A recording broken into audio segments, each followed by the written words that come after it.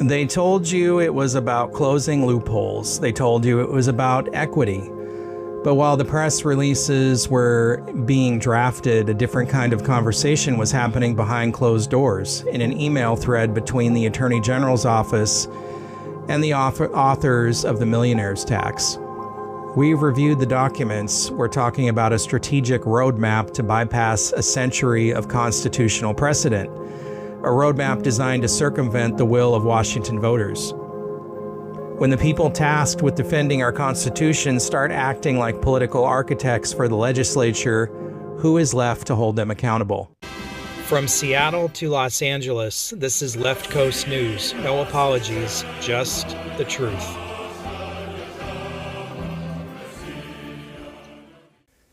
Welcome back to Left Coast News. Today we're pulling back the curtain on something we've been watching closely, the path that led to the recently signed millionaire's tax, or SB 6346.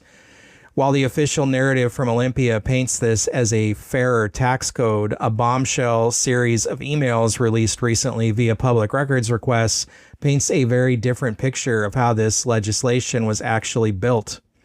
We're talking about a behind-the-scenes collaboration between the Attorney General's office and legislative sponsors that some are calling a direct attempt to circumvent our state constitution. The narrative from Olympia was simple. We are closing loopholes, but the documents obtained by the Center Square suggest the real goal wasn't just to write a tax law, it was to re-engineer our legal landscape to bypass a century of Supreme Court precedent. In these emails, we see the Attorney General's office, the very office tasked with upholding our state constitution, actively advising on how to craft a bill specifically designed to survive a court challenge that would normally strike it down based on the 1993 Culliton decision. Legally, this is a powder keg. Critics argue that by coordinating this strategy, the AG's office shifted from an impartial protector of the rule of law to a political partner for the party in power. If the government can openly plot to bypass the Constitution, what protections do we actually have? For those of you frustrated with the lack of transparency in Olympia, this isn't just about a tax hike, it's about the process.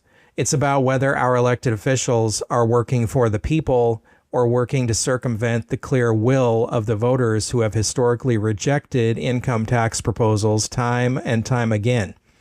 We're tracking the legal battle and the push for a referendum as it unfolds. We're watching the documents, not just the press releases. Information is only the first step. Action is where the change happens. If you agree that this tax policy demands a public vote and that our state leadership needs to be held to the standard of the law, check the link in the description of this episode for the full 1,000-page document dump and our latest grassroots action items. We're building a community that holds City Hall and the State House accountable. If you're with us, share this episode with one neighbor who needs to hear the truth behind the headlines.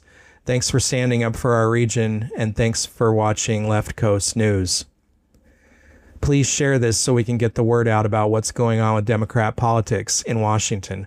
Whether you agree with this tax or not, the way they're going about it should disturb you. Democrat politicians don't seem to care about the voters' opinions. And drop a comment. Do you think they are taking steps to apply this tax to everyone? Because that's what it sure looks like, and that's what a lot of us have thought from the time this was proposed. Make sure you subscribe to get updates to this story. The Supreme Court hearing is in just a few days. You can follow us on YouTube, Rumble, BitChute, Brighteon, Facebook, X, TikTok, Instagram, Spotify, Substack, Patreon, and other social media sites. Thanks for watching.